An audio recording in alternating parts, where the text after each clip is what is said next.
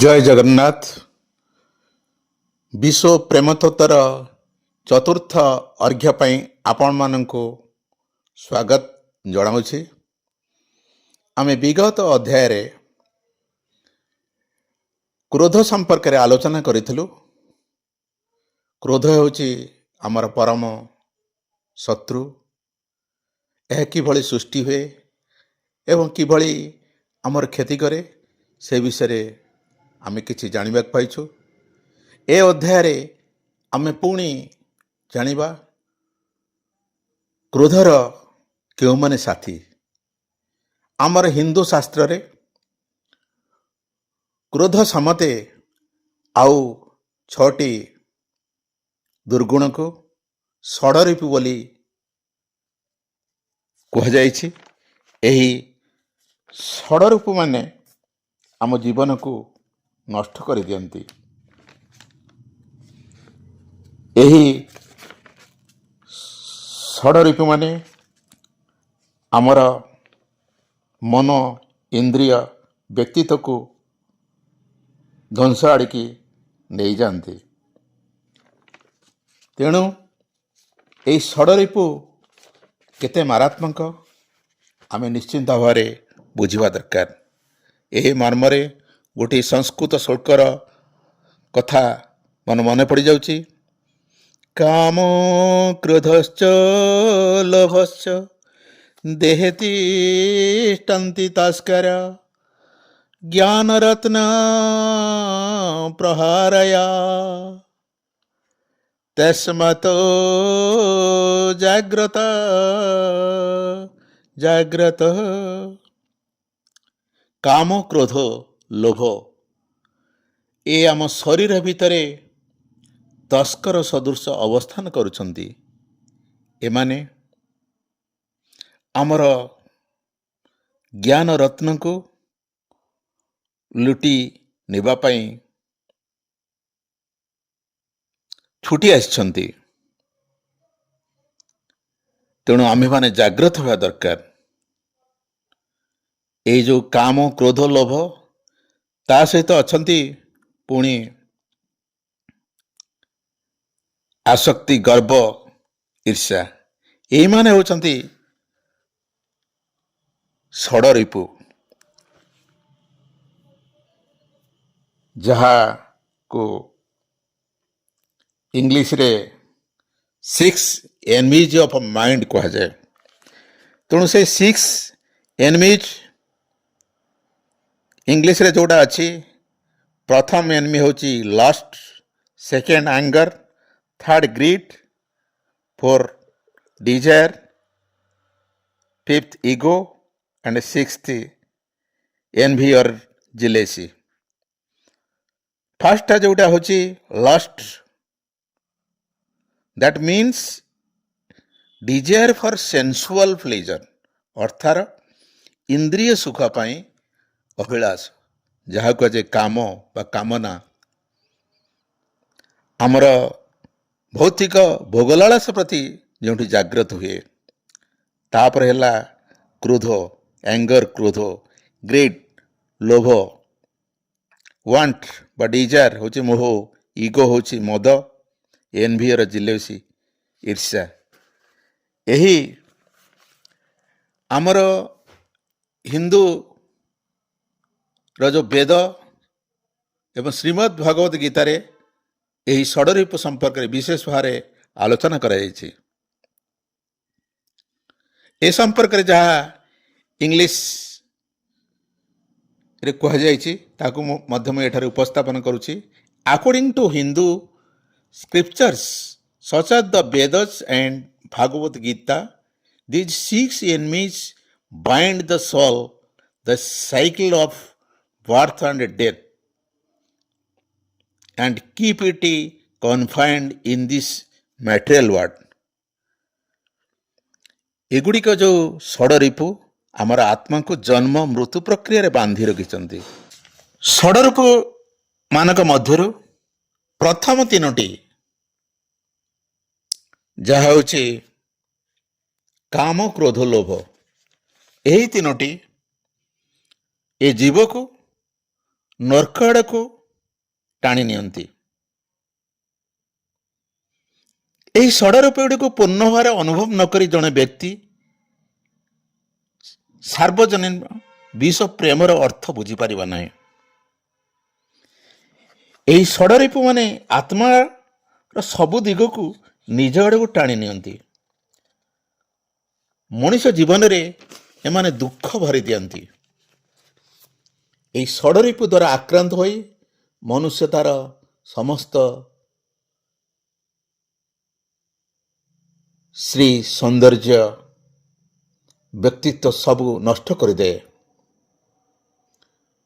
ତେଣୁ ପ୍ରତ୍ୟେକ ମନୁଷ୍ୟ ଏ ଷଡ଼ରୂପ କ'ଣ ତାକୁ ଅନୁଭବ କରିବାକୁ ପଡ଼ିବ, ତାର ପରିଣାମକୁ ବୁଝିବାକୁ ପଡ଼ିବ, କିଭଳି ଭାବରେ ଷଡ଼ରୂପ ଆମକୁ ନଷ୍ଟ କରିଦେଉଛି। ତା ନହେଲେ ଆମେ ଯେଉଁ ବିଶ୍ୱ ପ୍ରେମ ୟୁନିଭର୍ସାଲ ଲଭ୍କୁ ବୁଝିପାରିବା ନାହିଁ। ଯେଉଁ ବ୍ୟକ୍ତି ଏ ଷଡ଼ରୂପମାନଙ୍କୁ ନିୟନ୍ତ୍ରଣ କଲେ ସେ କିଛି ମାତ୍ରାରେ ଶାନ୍ତି ଉପଭୋଗ କରେ। ତେଣୁ ଏହି ଷଡ଼ରୂପ ମାନଙ୍କର ସଂସ୍ପର୍ଶରେ ଆସି ଆମ ଜୀବନକୁ ନଷ୍ଟ କରିବା ପୂର୍ବରୁ ଆମେ ଏହି ଷଡ଼ରୂପ ଗୁଡ଼ିକୁ ଗୋଟିଏ ଗୋଟିଏ ବୁଝିବା ଦରକାର। ଏ ଷଡ଼ରୂପ କ'ଣ? ତେଣୁ ପ୍ରଥମଟି ହେଉଛି ଆମର କାମ, ଯାହା ହେଉଛି କାମନା ବା ଇଚ୍ଛା। ତେଣୁ ଏହି ଯେଉଁ କାମ ଶକ୍ତି ବିଶେଷ କରି କେତେ କ୍ଷେତ୍ରରେ ମଧ୍ୟ ଯୌନ ଲାଳସା ପ୍ରତି ଏହା ବୁଝିଥାନ୍ତି। ଯେତେବେଳେ ଜଣେ ବ୍ୟକ୍ତି ପଞ୍ଚ ଇନ୍ଦ୍ରିୟରେ ଏକ ବସ୍ତୁ ସହିତ ଏକ ସୁଖଦ ଅନୁଭୂତ ପାଏ, ସେତେବେଳେ ସେହି ବସ୍ତୁ ପ୍ରତି ଆକର୍ଷଣ ତାର ସୃଷ୍ଟି ହୁଏ, ଯାହା ଆସକ୍ତି ଆଡ଼କୁ ନେଇଯାଏ। ଆମେ ଯେଉଁ ବସ୍ତୁ ସହିତ ଆସକ୍ତ ତାର ନିରନ୍ତର ସନ୍ଧାନ ତାକୁ ପାଇବା ପାଇଁ ଆମ ମନରେ ନିଶା ଜାଗ୍ରତ ହୁଏ। ଆମ ମନ ଭିତରେ ଅତୀବ ଆଗ୍ରହ ସୃଷ୍ଟି ହୁଏ। ବିଶେଷ କରି ଆମର ଖାଦ୍ୟ, ଧନ ସମ୍ପତ୍ତି, ଯୌନ ଆକାଂକ୍ଷା ସବୁ ପାଇବା ପାଇଁ ଆମେ ମନ ବିକଳ ହୁଏ। ତେଣୁ ତାକୁ ହାସଲ କରିବ କେମିତି, ସେଥିପାଇଁ ସେ ଚେଷ୍ଟା କରେ। ତେଣୁ ଏ କାମର ବିନାଶ ନହେଲେ ଦୁଃଖର ବିନାଶ ହେବ ନାହିଁ। ତାପରେ କାମରୁ ଆସେ କ୍ରୋଧ। କ୍ରୋଧ ସାଧାରଣତଃ ଏକ ଅନୁଭୂତ ଧମକ ପ୍ରତିକ୍ରିୟା। ଯେତେବେଳେ ଆମର ଦୃଢ଼ ଇଚ୍ଛା ବା କାମ ବା ପ୍ରଚେଷ୍ଟା ପୂରଣ ହୁଏ ନାହିଁ, ସେତେବେଳେ ଆମେ କ୍ରୋଧିତ ହେଉ। ବିଶେଷ କରି ଆମେ ଏଭଳି କିଛି ଅନୁଭୂତି ଅଛି, କିଛି କାର୍ଯ୍ୟ ଅଛି, କିଛି ପରିବେଶ ଅଛି ଯେଉଁଥିରେ ଆମେ ମୁକ୍ତି ପାଇପାରୁନାହିଁ, ଆନନ୍ଦ ଅନୁଭବ କରିପାରୁନୁ, ଆମର ସେଠି ରହିବାକୁ ପସନ୍ଦ ଲାଗୁନାହିଁ। ତେଣୁ ସେ କ୍ଷେତ୍ରରେ ଆମକୁ ଯେ ଆଘାତ ଦେଉଛି, ଏ କ୍ରୋଧ ସମ୍ପର୍କରେ ତ ମୁଁ ପୂର୍ବ ଅଧ୍ୟାୟରେ ବିଶେଷ ଭାବରେ ଆଲୋଚନା କରିଛି। ତେଣୁ ଆଉ ଅଧିକ ଏଠି ଆଲୋଚନା କରୁନାହିଁ। ତାପରେ ଆମେ ଯିବା ଲୋଭ। ଲୋଭ ଅନ୍ୟ ସମସ୍ତ ନକାରାତ୍ମକ ଗୁଣ ପରି ଏହା ଅହଙ୍କାର ଦ୍ୱାରା ପରିଚାଳିତ। ଏହା ଆମର ଆବଶ୍ୟକତା କିମ୍ବା ଯୋଗ୍ୟତା ଠାରୁ ଅଧିକ ପାଇବା ପାଇଁ ଲାଳସା ସୃଷ୍ଟି ହୁଏ। ଏଠାରେ ଆମର ସ୍ୱାର୍ଥପରତା ପ୍ରତିନିଧିତ୍ୱ କରେ। ତେଣୁ ଏହାକୁ ପୂରଣ କରିବା ପାଇଁ ମନୁଷ୍ୟ ଅନୁଚିତ ଉପାୟ, ହିଂସା, ଅପରାଧ, ଚୋରି, ଡକାୟତ ଇତ୍ୟାଦି ଖରାପ କାର୍ଯ୍ୟରେ ଲିପ୍ତ ହୁଏ। ତେଣୁ ଏଭଳିର ଯେଉଁ ମନର ଅସନ୍ତୋଷ ସୃଷ୍ଟି ହୁଏ, ଅପୂର୍ଣ୍ଣ ଭାବ ସୃଷ୍ଟି ହୁଏ, ତେଣୁ ମାନସିକ ଶାରୀରିକ ଅସୁସ୍ଥ ଆଡ଼କୁ ଟାଣି ନେଇଯାଏ। ତେଣୁ ଏହି ଲୋଭ ଏକ ମାରାତ୍ମକ ଷଡ଼ରୂପ। ଯେତେବେଳେ ଆମେ ସନ୍ତୋଷରେ ଜୀବନଯାପନ କରୁ, ଆମେ ଆମର ମୌଳିକ ଆବଶ୍ୟକ ପୂରଣ କରିବା ପାଇଁ ଆମେ କେବଳ ପ୍ରୟାସ କରୁ। ଆମର ଯେଉଁ ସମ୍ପତ୍ତି ଅଛି ଆମର ସେତିକିରେ ଆମେ ସନ୍ତୁଷ୍ଟ ହେଉ, ସେତେବେଳେ ଆମର ଲୋଭ ଜାଗ୍ରତ ହୁଏ ନାହିଁ। କିନ୍ତୁ ଆମର ଯେତିକି ସମ୍ପତ୍ତି ଅଛି ସେଥିରେ ଯଦି ଆମର ସନ୍ତୋଷ ଆସେ ନାହିଁ, ଆମେ ସେଥିରେ ସନ୍ତୁଷ୍ଟ ନୁହେଁ, ଆହୁରି ପାଇବା ପାଇଁ ଇଚ୍ଛା, ତେଣୁ ଇଚ୍ଛା ଶକ୍ତିକି ଆମେ ରୋକିପାରି ନାହିଁ, ସେତେବେଳେ ଆମର ଲୋଭ ଜାଗ୍ରତ ହୁଏ। ଲୋଭରୁ ଭ୍ରମ ବା ମୋହ। ଭ୍ରମ ହେଉଛି ସତ୍ୟକୁ ଦେଖିବାରେ ଆମର ଅସମର୍ଥ, କୋଉଟା ଠିକ ଭୁଲ ଆମେ ଜାଣିପାରୁନି। ଆମେ ଭୌତିକ ବନ୍ଧନରେ ଫସି ରହିଯାଉ।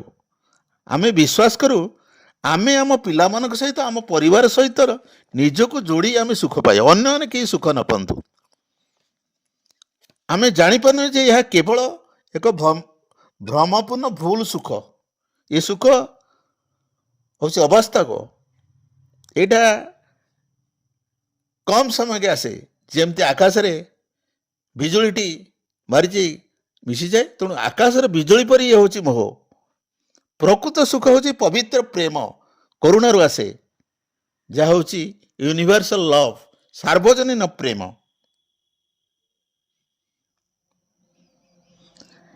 ଆସକ୍ତି ହେଉଛି ସର୍ବଦା ଏକ ବ୍ୟକ୍ତିଗତ ସ୍ୱାର୍ଥ ସହିତ ଜଡ଼ିତ ଅହଙ୍କାରର ପରିଣାମ। ଯେତେବେଳେ ଆମର ସ୍ୱାର୍ଥ ଅନୁସରଣ କରାଯାଏ ନାହିଁ, ଆମର ସ୍ୱାର୍ଥରେ ହାନି ଆସେ, ଆମେ ସେତେବେଳେ ନିରୁତ୍ସାହ ହେଇଯାଉ, ଦୁଃଖ ଅନୁଭବ କରୁ। ଆମେ ସବୁବେଳେ ଚାହୁଁ ଆମେ ଗୋଟେ ଆରାମଦାୟକ ପରିବେଶରେ ରହିବୁ, ତେଣୁ ଆମର ସେଇଟା ପୂରଣ ହୁଏ ନାହିଁ, ତେଣୁ ଆମର ମୋହ ଜାଗ୍ରତ ହୁଏ। ତାପରଟି ଶତ୍ରୁ ହେଉଛି ମଦ। ମଦ ହେଉଛି ଅହଙ୍କାର ବା ଗର୍ବ। ଏହି ଗୁଣ ଥିବା ବ୍ୟକ୍ତି ସର୍ବଦା ନିଜ ବିଷୟରେ ଉଚ୍ଚ ଧାରଣା ରଖନ୍ତି, ଅନ୍ୟମାନଙ୍କୁ ନିଚ କରିବାକୁ ଚେଷ୍ଟା କରନ୍ତି। ଏମାନେ ଯାହାକୁ ଅନ୍ୟମାନଙ୍କୁ ଅଣ୍ଡର ଏସ୍ଟିମେଟ୍ କରନ୍ତି, ଏମାନେ ଅନ୍ୟମାନଙ୍କୁ ସମ୍ମାନ ଦେବାକୁ ଶିଖିନାହାନ୍ତି। ସେମାନଙ୍କର ଟିକିଏ ଭୁଲ ଦେଖିଲେ ଏମାନେ ଚିଡ଼ଚିଡ଼ି ହୋଇଯାଆନ୍ତି। ଏମାନେ ଭାବନ୍ତି ଆମେ ହେଉଛୁ ସବୁଠାରୁ ବଡ଼, ଆମଠାରୁ କେହି ବଡ଼ ନାହାନ୍ତି। କେଉଁମାନେ ଅହଙ୍କାରର ବଶବର୍ତ୍ତୀ ହୁଅନ୍ତି? ଯେଉଁମାନଙ୍କର ସୌନ୍ଦର୍ଯ୍ୟ ଅଛି, ଯେଉଁମାନଙ୍କର ପଦପଦବୀ ଅଛି, ଯେଉଁମାନଙ୍କର ଖ୍ୟାତି ଅଛି, ଯେଉଁମାନଙ୍କର ଧନ ଅଛି, ଯେଉଁମାନଙ୍କର ଜ୍ଞାନ ଅଛି, ଯେଉଁମାନଙ୍କର ପୃଷ୍ଠଭୂମି ଅଛି, ଯେଉଁମାନଙ୍କର ଶାରୀରିକ ଶକ୍ତି ଅଛି, ସେମାନେ ଅହଙ୍କାରର ବଶବର୍ତ୍ତୀ ହୁଅନ୍ତି। ଏଭଳି କି ଦେଖାଯାଇଛି ଗମ୍ଭୀର ଧ୍ୟାନ ସିଦ୍ଧ ପ୍ରାପ୍ତ ହୋଇଥାଏ ଯୋଗୀମାନେ ମଧ୍ୟ ଅହଙ୍କାରୀ ସ୍ୱାର୍ଥପର ବଶବର୍ତ୍ତୀ ହୋଇଥାନ୍ତି। ତେଣୁ ଅହଙ୍କାର ଏକ ବେଲୁନ ପରି, ଯାହା ଫାଟିବା ପର୍ଯ୍ୟନ୍ତ ବିସ୍ତାର କରିଥାଏ। ତେଣୁ ଏଇଟା ଏକ ମାରାତ୍ମକ ଷଡ଼ରିପୁ। ତାପରେ ବର୍ତ୍ତୀ ଶେଷ ଷଡ଼ରିପୁ ହେଉଛି ମତ୍ସର୍ଯ୍ୟ, ଯାହାକୁ ଈର୍ଷ୍ୟା। ଈର୍ଷ୍ୟା ଏବଂ ଲୋଭ ଘନିଷ୍ଠ ଭାବରେ ଜଡ଼ିତ। ଲୋଭ ପରି ଈର୍ଷ୍ୟା ଅସନ୍ତୋଷ, ଅସହଯୋଗତାର ଭାବନାରୁ ଉତ୍ପନ୍ନ ହୁଏ। ସେ ଅନୁଭବ କରେ, ବ୍ୟକ୍ତି ଅନୁଭବ କରେ ଯେ ତାଙ୍କ ଜୀବନରେ କିଛି ହଜିଯାଇଛି କିମ୍ବା ଅଭାବ ରହିଛି। ଯେତେବେଳେ ଜଣେ ବ୍ୟକ୍ତି ଦେଖେ ଅନ୍ୟ ପାଖରେ ଅଛି, ମୋ ପାଖରେ ନାହିଁ, ସେ କୋଠା ଉପରେ କୋଠା କରିଛି, ମୁଁ ହେଉଛି ଖଣ୍ଡିଆ ଘରେ ରହୁଛି, ସେ ଗାଡ଼ି ଚଢ଼ୁଛି, ମୁଁ ଗାଡ଼ି ଚଢ଼ି ପାରୁନାହିଁ, ତେଣୁ ଅନ୍ୟମାନଙ୍କୁ ଦେଖିକିରି ତା ମନରେ ଯେଉଁ ଭାବନା ସୃଷ୍ଟି ତାକୁ ହେଉଛି ଈର୍ଷା। ତେଣୁ ଆମେ ସମସ୍ତେ ଜାଣୁ ଈର୍ଷା ସମସ୍ତଙ୍କ ସଂଘର୍ଷ ଯୁଦ୍ଧର କାରଣ। ମୋର ବରଣ୍ୟ ଶ୍ରୋତାମଣ୍ଡଳୀ, ସୁଧୀଜନ, ଆଜି ଆମେ ଷଡ଼ରିପୁ ସମ୍ପର୍କରେ ବିଶେଷ ଆଲୋଚନା କଲେ। ଆଲୋଚନାଟାକୁ ଆଉ ଦୀର୍ଘ କରିବା ନାହିଁ। ଏହାର ପରବର୍ତ୍ତୀ ଅଧ୍ୟାୟରେ ଆମର ଶ୍ରୀମଦ୍ ଭାଗବତ ଗୀତାରେ ଏହି ଷଡ଼ରିପୁ ସମ୍ପର୍କରେ କ'ଣ ଅଛି ତାହାକୁ ଆଲୋଚନା କରିବା। ସେତିକି ସମୟ ପର୍ଯ୍ୟନ୍ତ ଆପଣଙ୍କଠାରୁ ମୁଁ ମେଲାନ ନେଉଛି। ଜୟ ଜଗନ୍ନାଥ।